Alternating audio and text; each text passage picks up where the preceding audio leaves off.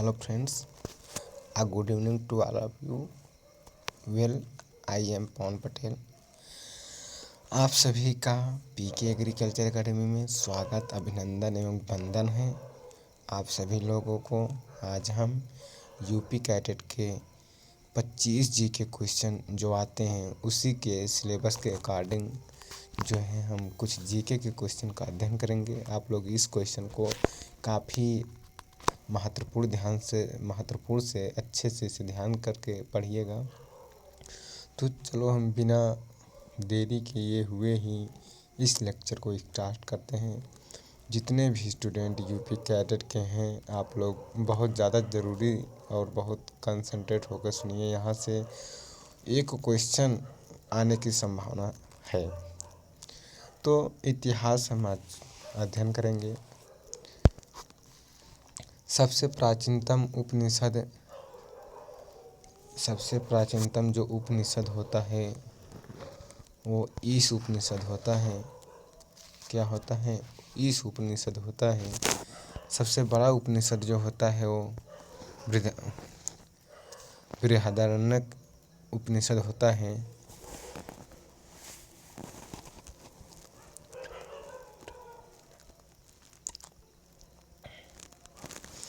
और सबसे प्राचीन धर्म जो होता है वो शैव धर्म होता है। सबसे प्राचीनतम धर्म जो होता है कौन सा होता है? शैव धर्म होता है। ठीक है। तो शिव का सर्वप्रथम साक्ष्य स्वातेश्वर उपनिषद में मिलता है। किसमें? स्वातेश्वर उपनिषद में मिलता है। एक होता है महाकाव्य। महाकाव्य मतलब रामायण, जो रचयिता है रामायण के वाल्मीकि हैं। और जो एक दूसरा होता है महाभारत। महाभारत का रचयिता जो है वो वेद व्यास जी हैं। कौन है? वेद व्यास जी हैं महाभारत का रचयिता। अब अगला क्वेश्चन है, महाभारत का पहला नाम क्या था? तो महाभारत का पहला नाम जय संहिता था। तो उस समय मात्र 84 श्लोक थे। ठीक। फिर आफ्टर सम टाइम, कुछ समय बाद महाभारत का जो नाम पड़ा वो केवल भारत पड़ा। तो उस समय जो श्लोक थे उस महाभारत में 24,000 श्लोक थे। कितने? 24,000। फिर कुछ समय बीता, फिर आगे चल कर के इस भारत को महाभारत में कन्वर्ट कर दिया गया। और उसके बाद फिर इसका नाम जो इसका श्लोक था वो 1,00,000 हो गया। कितना हो गया? 1,00,000। महाभारत सत्य साहित्य। ठीक। ऐतिहासिक ग्रंथ की बात करते हैं तो कुछ ऐसी पुस्तक हैं जिन्होंने विभिन्न प्रकार के कवि थे जो लिखे थे कुछ पुस्तक। जैसे हम पुस्तक की बात करते हैं अर्थशास्त्र। तो अर्थशास्त्र पुस्तक जो था चाणक्य लिखे थे, कौटिल्य लिखे थे उसके लेखक। फिर इंडिका की बात करते हैं तो इंडिका के लेखक जो हैं मेगास्थनीज हैं। कौन है? मेगास्थनीज। इंडिका के लेखक मेगास्थनीज हैं। फिर मुद्रा राक्षस के लेखक विशाख दत्त हैं।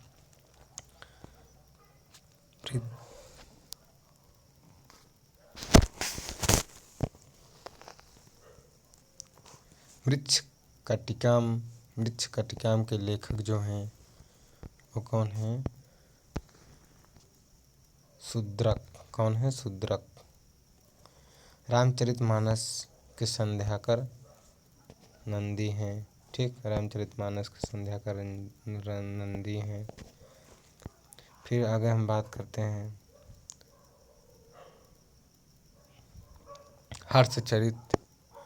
तो हर्षचरित के जो लेखक हैं बाल भट्ट हैं। फिर बालविका, राजांतरी के लेखक कल्हड़ हैं। अष्टाध्यायी के लेखक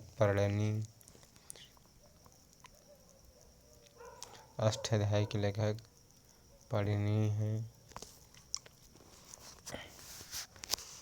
परिणी।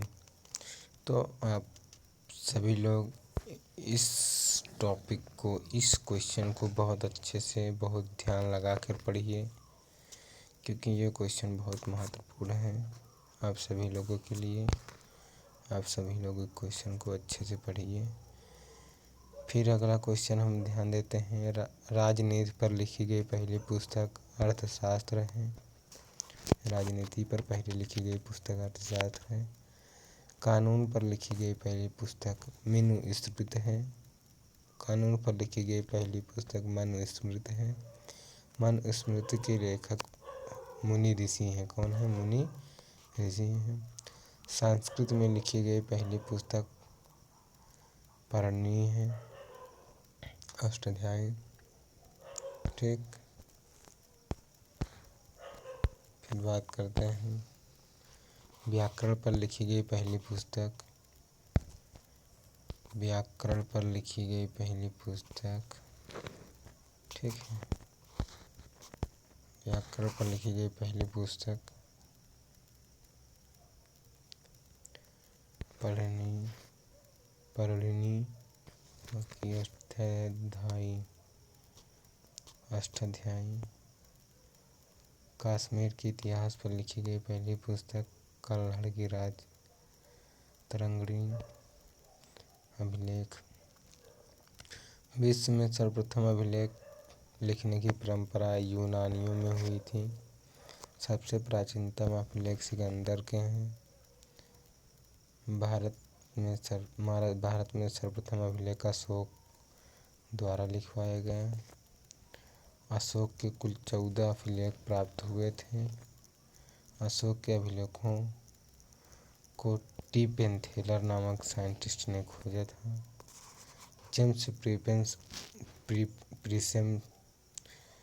जेम्स प्रिसेप नामक साइंटिस्ट ने सर्वप्रथम अशोक के अभिलेखों को पढ़ा। अशोक के अभिलेख 4 भाषाओं में लिखे गए: ब्राह्मी, खरोष्टी, असमाई, अरमाइक, प्राकृत। अशोक के सर्वाधिक अभिलेख किस भाषा में है? तो प्राकृत भाषा में। अशोक के अभिलेखों में अशोक का नाम मिलता है। अशोक देवनंदी प्रियदर्शी। सबसे प्राचीनतम अभिलेख बोगजगुई है। तो आई होप आप सभी लोगों को ये वीडियो समझ में आया होगा। आप सभी लोग इस वीडियो को बार बार देखें, ज़रूर देखें। जो न समझ में आए उसे ध्यान दे करके देखिए। आज मेरा तबीयत थोड़ा ख़राब है तो मैं अच्छे से डिस्क्राइब या नहीं कर पाया हूँ, तो उसके लिए सॉरी। आप सभी लोग इस वीडियो को, अपने चैनल को सब्सक्राइब करो, पीके एग्रीकल्चर अकेडमी। भाई उत्तर प्रदेश की कोचिंग है तो आप लोग उत्तर प्रदेश से हो करके सपोर्ट ज़रूर करिए। जय हिंद, जय भारत।